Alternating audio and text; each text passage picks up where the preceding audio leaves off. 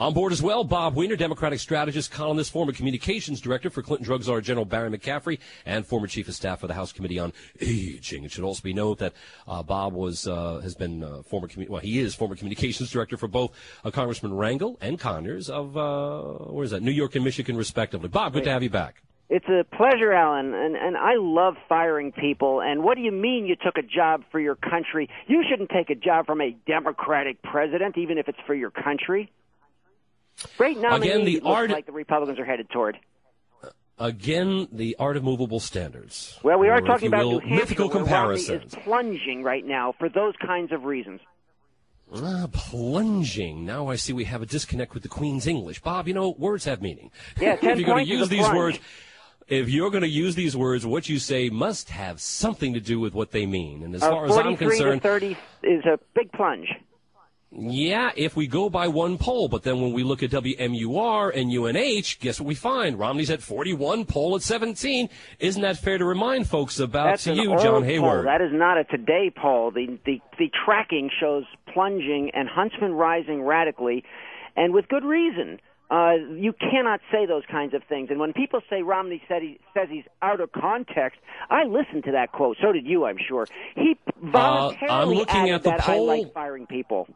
The poll I cited was out today. Yeah, but for when was the data?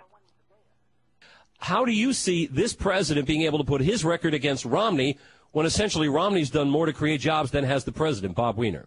Well, the Bain numbers aren't true, first of all. Romney picked a few, and he keeps saying it's net, net, net, but every newspaper, the Washington Post blogged 7 hours ago, Romney's Bain figures don't add up, 100,000 jobs.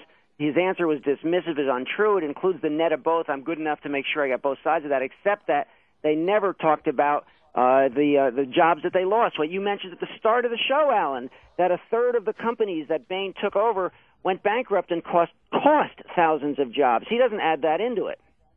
Gingrich said in his super PAC, predatory corporate raider, and you can't say it's not Gingrich any more than Romney can say his PAC isn't his when it's the same staffers that work for these guys. And Romney even said that he gave money to his super PAC. It's against the law to dictate what PACs do. Right. They have plausible. They don't read each other's everybody can emails. do it.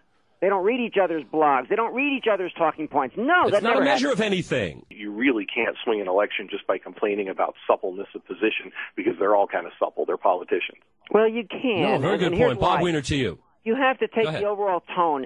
And in this election, being callous against Wall Street, when the top 1% has gone 18 times the equivalent income in the last 3 decades, and middle incomes are no further along, that's what it's all about, as we have a huge debt, and they're trying to take the money by not giving their fair share. That's right. Well, hold on. Whoa, Bob. If those are the real measures, then we've got Obama who's got to be held against his own. Bob Weiner, am I all that wrong? Well, you are, because we were bleeding 750,000 jobs a month when Obama took over, and he stopped that down bubble and turned it into, as they keep showing, 22 straight months of an up bubble. So we are going in the right direction. Wonderful. Republicans keep lying and saying no new jobs were created. Oh, my God. What's that, John? 8.5%. Yay. Yeah, well, that's not going to get him anywhere. That's going to make people laugh at him. It is getting, because the American people are livid about the disproportionate assistance to Wall Street and the lack of regulation that takes you there. So that is a big issue, and it's a legitimate one, and it's one on which the Democrats can win.